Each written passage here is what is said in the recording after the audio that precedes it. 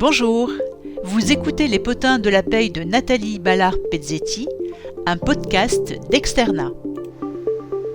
Bonjour, bienvenue dans ce nouveau Potin de la Paye. Potin de la Paye consacré à un arrêt de la Cour de cassation, mais cette fois-ci un arrêt de la Chambre civile de la Cour de cassation, arrêt du 16 octobre 2025.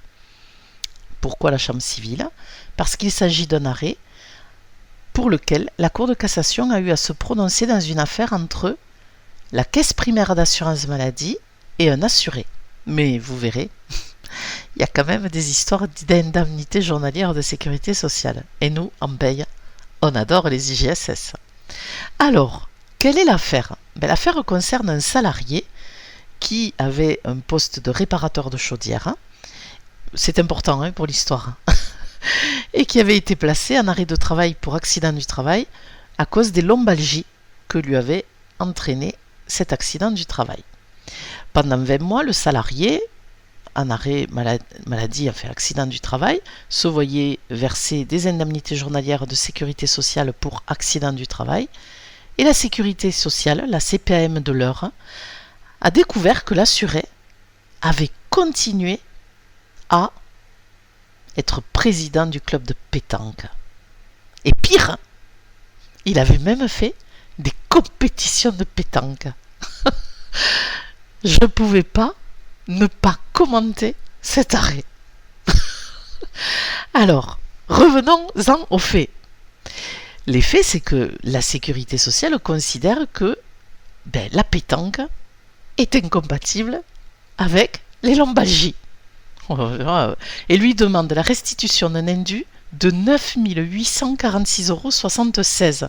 Oui, alors c'est précis, mais c'est précis la pétanque. Bon. Alors pour l'assuré, qui d'ailleurs en cour d'appel a perdu, et qui se pourvoit en cassation, pour l'assuré, mais pas du tout. Alors la pétanque d'abord, c'est un loisir. Ensuite, son médecin lui a jamais empêché de jouer à la pétanque, ce d'autant plus que son médecin lui avait fait un certificat médical, même 2 certificats médicaux, au terme desquels il n'y avait pas de contre-indication médicale à la pratique de la pétanque. Et pour le salarié, c'était donc une autorisation de faire de la pétanque.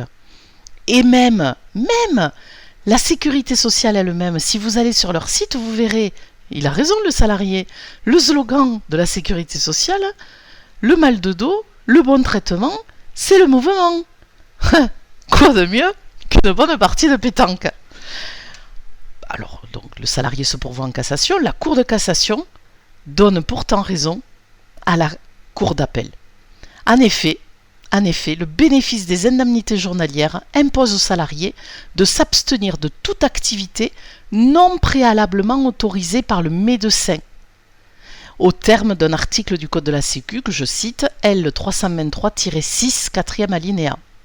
Et donc la Cour de cassation, au terme de cet article, s'abstenir de toute activité non préalablement autorisée, en a déduit que l'autorisation doit être expresse, le praticien doit formellement indiquer sur l'arrêt pratique de la pétanque très importante pour la lombalgie, que l'autorisation de sortie libre n'est pas suffisante pour justifier que le salarié a le droit de pratiquer la pétanque, et que l'absence de contre-indication médicale, celle qui était sur les certificats médicaux, ne vaut pas autorisation expresse d'exercer la pétanque, et même pas en compétition. Et donc les juges ont conclu que l'assuré avait volontairement méconnu l'interdiction de pratiquer une activité sportive alors même qu'il percevait des indemnités journalières de sécurité sociale pour accident du travail et lombalgie. On peut dire que le salarié a été fanny. Voilà, je vous dis à bientôt pour un prochain Potin de la Paye.